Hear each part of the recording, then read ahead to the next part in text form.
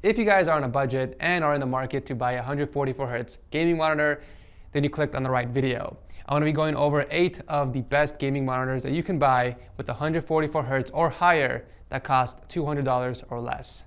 Let's begin.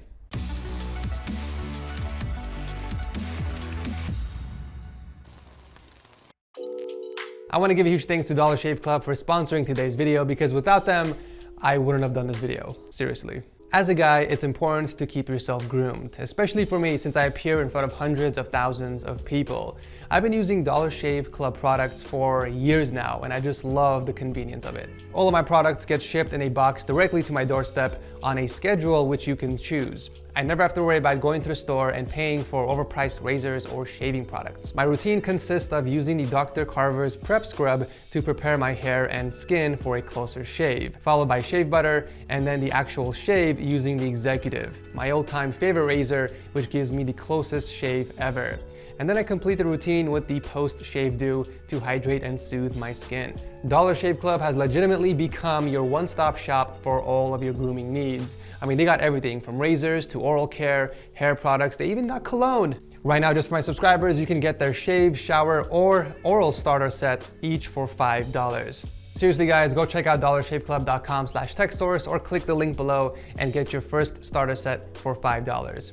You'll thank me later. So all of these monitors have really high ratings on Amazon, and some of them are very popular in the gaming market. If there's a specific monitor that you guys like and that's not featured in here, then that either means that it wasn't under $200 at the time of making this video, or it is discontinued. I'm not doing discontinued or used monitors, only brand new monitors that they are still selling online. Also, at the end of this video, I'll be doing a full recap of all the monitors featured in this video. I'll be going over my top picks, the worst monitor from the list, and I'll give you guys a full summary of the monitors and its pros and cons to kind of give you all the information you need to make a purchase decision. So let's begin.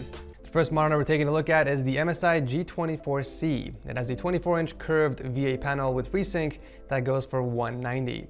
It's a decent looking monitor with slightly thicker bezels than I prefer, but it's built really well with a nice stand that doesn't take up much space on the desk. However, you can only tilt using the stand, and it doesn't support VESA mounting. Viewing angles are really great because it's a VA panel, however it doesn't get that bright, maxing out at only 225 nits at peak brightness. It does, however, have accurate color reproduction with sRGB coverage at 100%, so it can be used for gaming and color-sensitive work. In fact, this is the only monitor on this list that achieves this high of a rating. So this next few tests, unfortunately, I can't capture exactly what I'm seeing with my eyes because my camera shoots in 25p and it just doesn't do it justice. Hence why you guys are gonna have to rely on the rating system.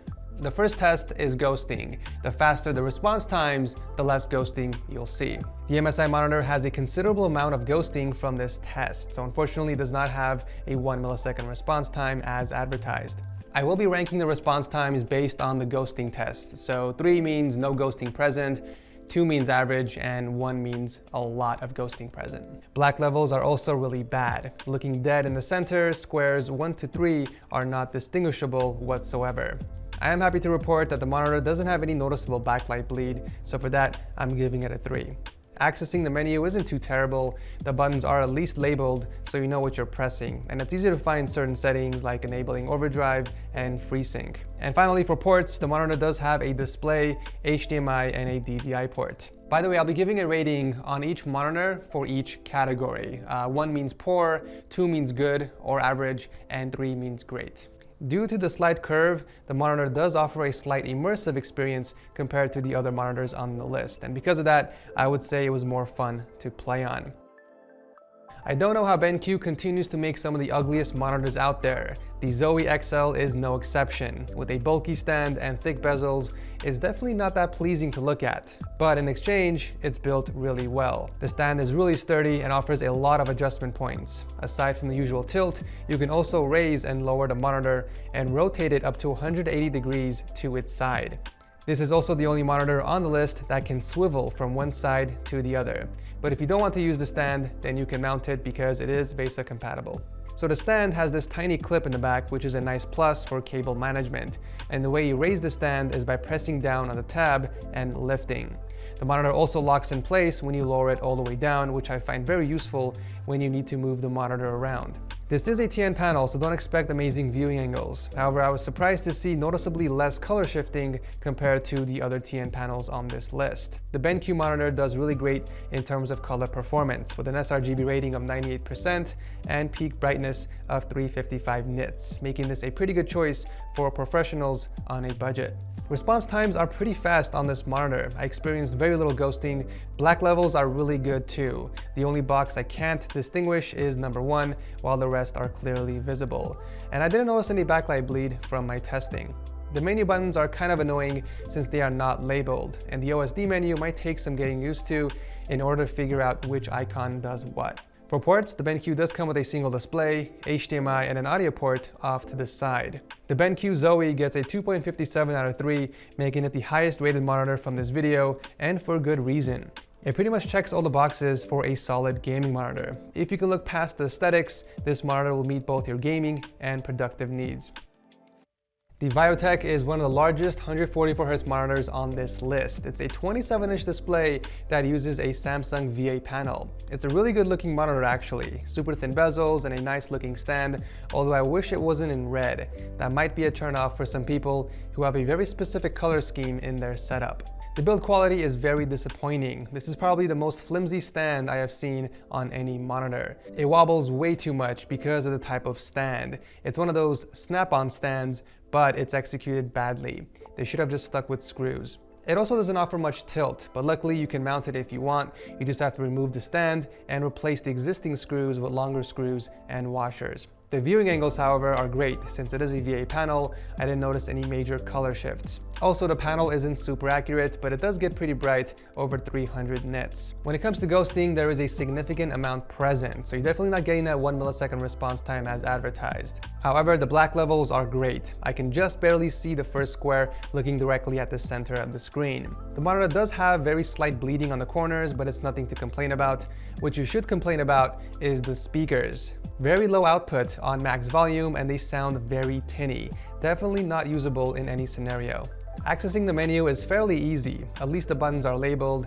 However, there is a blue LED that illuminates straight down, and it's kind of annoying, especially if you use your PC at night. It might bother you. In the back, you'll find 2 HDMI and 1 DisplayPort, along with a back cover, which is pretty hard to take off, so you might as well just leave it off. It's not a terrible monitor. For the price, there aren't that many 27-inch gaming monitors out there with these specs. Next up, we have the AOC G2590FX, a 25-inch frameless monitor with G-Sync support. I don't know why manufacturers insist on adding color, especially red on gaming peripherals, which can easily be a turnoff for people who are anal about sticking to a specific color scheme. Like me, for example. Other than the unnecessary red accent color on the chin, I would say the monitor looks gorgeous. Really thin bezels and an unobtrusive mount which only offers tilt. I do like the cutout in the stand, allowing for cables to pass through for a cleaner cable management. However, it's not as sturdy as I would have liked. It's one of those snap-on stands. The viewing angles are really bad on this display. Even when you're looking directly at the center, you will see lots of color shifting towards the top and bottom, and even on the sides. Color performance is also lacking on this monitor. The advertised 96% sRGB on Amazon, when in reality, it's only 94%. Either way, it's not accurate enough for color-sensitive work, but the panel does get really bright at 393 nits. Where the monitor lacks, it makes up in speed. Very impressive results, no ghosting present, which means it definitely has less than a 3 millisecond response time. Black levels, however, are really bad on this monitor. If you're looking at a dead center, you're not able to see squares 1 to 3 unless you look down on the monitor, which is when color shifting takes place and revealing the other squares. The monitor does experience very subtle backlight bleed from the bottom center of the display, but I'm not going to take off any points like usual since it's not that noticeable. Accessing the menu is by far the best experience compared to the rest, simply because they included a joystick, making it a lot easier to navigate around. I feel like every manufacturer needs to ditch the button method and go with a single joystick to make lives easier. And finally, for ports, you get 2 HDMI, a single display, and a D-sub port next to an audio jack. With a low score of 1.86, it puts this monitor in last place compared to the rest. And with this $200 price tag, it's gonna be really hard for me to recommend when there are other better options available. The Acer XFA240 is the only other monitor on the list to have G-Sync support for $200. It might not be the best looking monitor with those ugly thick bezels, but damn, it is built like a tank. A very sturdy mount and quite versatile too. It offers a good amount of tilt, and you can also raise or lower the monitor from 2 inches off the table all the way up to 8 inches. You can also rotate the display a full 180 degrees, making it a really great choice for programmers or engineers who like to game. The stand has an opening in the center to help route cables for a cleaner look. However, you can completely ditch the stand altogether and mount it since it is VESA compatible as well. It is a TN panel, so viewing angles aren't the best, but it's not as bad compared to other TN panels on this list. Looking directly in the center of the monitor, you will clearly see color shifting from the top corners. One of the pros of this monitor is the peak brightness. I measured 418 nits, which is really high for a TN panel. Response times are fast enough that ghosting is not present, however the black levels suffer because of the color shift. Backlight bleed isn't too noticeable unless you are really looking for it, but there is slight bleeding near the top. Once again, nothing serious to complain about. Speakers are terrible as always, however the menu buttons aren't that bad. Even though there are no icons, it's fairly easy to navigate since the buttons are located on the front. In terms of ports, you get a DVI in, HDMI and DisplayPort, along with audio in for your headset and mic. The Acer monitor checks a lot of boxes when it comes to pure gaming. However, for the price, it's hard to recommend considering there are other monitors on this list that offers the same or better quality, but for less. This next monitor is the cheapest monitor on the list that has a 24-inch curved VA panel with FreeSync. It's a good looking monitor with super thin bezels and a very thin panel near the top, but it's very light and flimsy. The stand does give you the option to tilt, but not as much compared to other monitors, which is why I strongly recommend mounting this to get a better angle. Since it has a VA panel, the viewing angles are great, with very minimal to no color shifting. The colors are not that accurate out of the box with an sRGB rating of 94%, and it doesn't get that bright either, with a peak brightness of 271 nits. Response time on this monitor is pretty slow. There's a good amount of ghosting present, definitely nowhere near the 1 millisecond response time as advertised. The black levels, however, are great. I can see all the squares clearly without any issues. And by the way, keep in mind that all this testing is done with default settings. I'm also going to give it a 3 for the backlight bleed test because I didn't see any noticeable bleeding anywhere. Accessing the menu is one of the worst I have experienced. Not only are they positioned vertically behind the monitor, but there are no icons, and it'll definitely take some time getting used to. In the back, you'll find 2 HDMI, 1 DisplayPort, and an audio jack, and I do love the convenience of a horizontal plug-in instead of a vertical plug-in like the rest of the monitors. The Sceptre does come with built-in speakers, but the audio is so terrible. It's very quiet at max volume and it sounds extremely tinny. Please wear headphones with this monitor. For the price of $160, I really feel like you're getting what you pay for. Following that is another Sceptre monitor. However, this one has a 24.5-inch TN panel with 165 Hz, and the crazy part is that it goes for only $155 after the coupon code, which saves you an extra 10 bucks. The build quality on this monitor is a lot better than the previous one. It's slim and it has a sturdy enough stand that offers decent tilt angles, and having a VESA mount is a nice plus. Super thin bezels all around and pretty good viewing angles from the sides, despite it being a TN panel. However, you will notice some vertical color shifting. 96% of sRGB coverage is pretty good for a TN panel, and it does get pretty bright as well, over 300 nits. Beautiful fluid motion on the 165 Hz panel with no ghosting, but it does fall short on the black levels. This monitor actually has the worst black levels compared to the rest. I'm not able to see any of the squares from 1 to 5 looking dead center. No noticeable backlight bleed, and just like the last monitor, the speakers are terrible. I honestly don't know why they even bother putting speakers on a budget monitor if they're gonna sound like crap.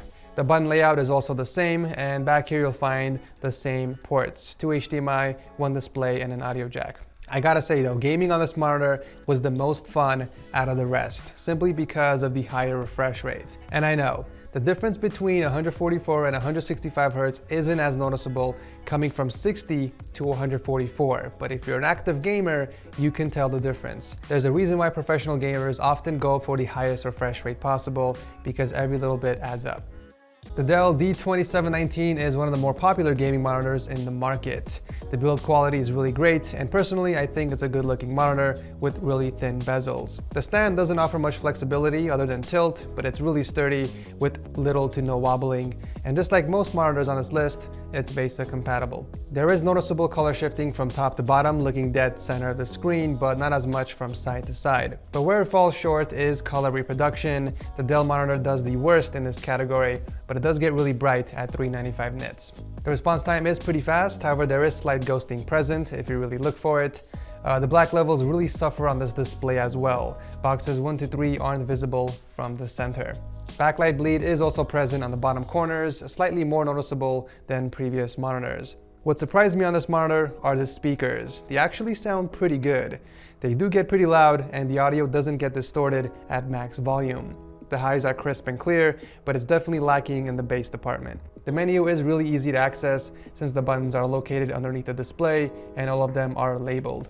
This monitor is also the only one on the list that has a pass-through with 2 USB ports. The Dell D2719 might have the lowest score compared to the rest, but don't let that fool you because this is still a solid gaming monitor for the price in the 27-inch category. So here is a full list of the monitors and their ratings. The BenQ came up top with a 2.57 out of 3. It's a well-built monitor that offers a lot for the money. A flexible stand, great color reproduction, and better viewing angles compared to other TN panels on the list. I would recommend this monitor to any gamer out there who also does professional work. The Sceptre E255B surprised me the most simply because of what you get for $155. Really fast response times with no ghosting. That combined with the 165Hz refresh rate gave me a really smooth gaming experience. If you're simply looking for the highest refresh rate with the fastest response time under $200, then this monitor is the one you're looking for. Now, if you're looking for something bigger like a 27-inch display, then I recommend the Dell monitor over the VIOTEK, even though it got a lower score. It's built way better, it has a much better stand, better speakers, and a faster response time. The worst monitor is the VIOTEK. It has a very flimsy stand, bad color reproduction, and one of the slowest response times from this list.